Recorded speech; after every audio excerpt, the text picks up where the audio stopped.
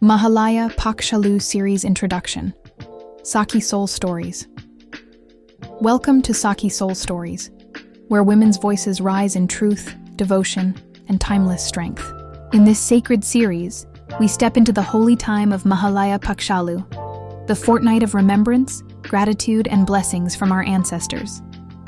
For 15 days, we will journey together through powerful stories rooted in the Vedas, scriptures, and traditions. Stories that remind us how a woman's devotion safeguards the lineage, preserves Dharma, and brings forth the grace of generations past. Mahalaya Pakshalu, also called Pitru Paksha, is not merely ritual. It is the heartbeat of gratitude. It is the unseen bridge between the living and those who walked before us. In the Sanatana Dharma tradition, the soul is immortal. Death is not an end but a passage. Our ancestors who once lived still exist in the subtle realms, guiding, protecting, blessing. And during this sacred fortnight, it is said that the gates between worlds open and the ancestors descend, awaiting our offerings. Why offerings? Why food? Why water? Because the body is nourished by Anna, food, and the soul is nourished by Shraddha, faith.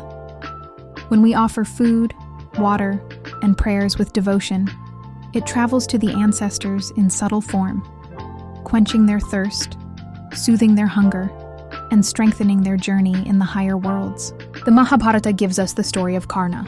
In his life, he gave away jewels, gold, and wealth generously, but he never offered food. After his death, when he reached the other world, he was given mountains of wealth, but no food.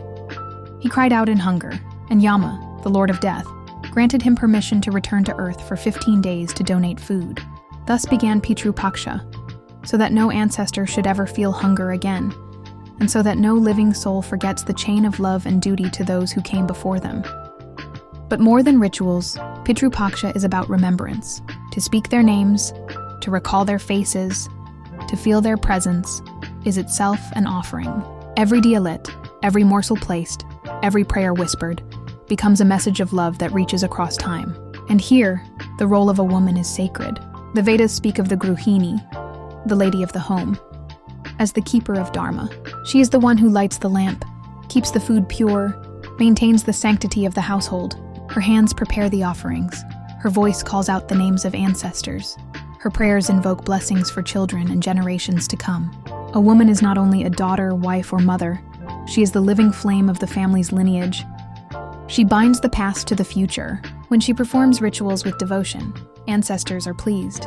When she remembers them with faith, ancestors bless the family with health, strength, prosperity, and protection. Pitru Paksha is often seen as a time of seriousness, but in truth, it is a festival of blessings. It is the time when we stand humbly before our roots and say, "Because of you, I am." In this series, Sakhi Soul Stories will bring you 15 unforgettable stories, one for each day of Mahalaya Pakshalu. Stories of origin, stories of blessings, stories of protection, and stories of dharmic responsibility. Each story will remind us that women are the pillars of this sacred duty. We will hear of kings and farmers, of rivers and lamps, of food and prayers, and of the unseen hands of ancestors guiding their children. And with every story, we will remember this. When a woman upholds her dharma with devotion, her ancestors walk beside her, blessing her family, her children, and the generations yet to be born. This is the beginning of Sakhi Soul Stories, Mahalaya Pakshalu series. Join us each day as we walk through these 15 days of devotion, gratitude, and blessings. Let the stories remind you that you are never alone. Your ancestors stand behind you, your children before you, and your dharma within you. Subscribe to Sakhi Soul Stories for the complete series, because when we honor our past, we sanctify our future. Om Shanti.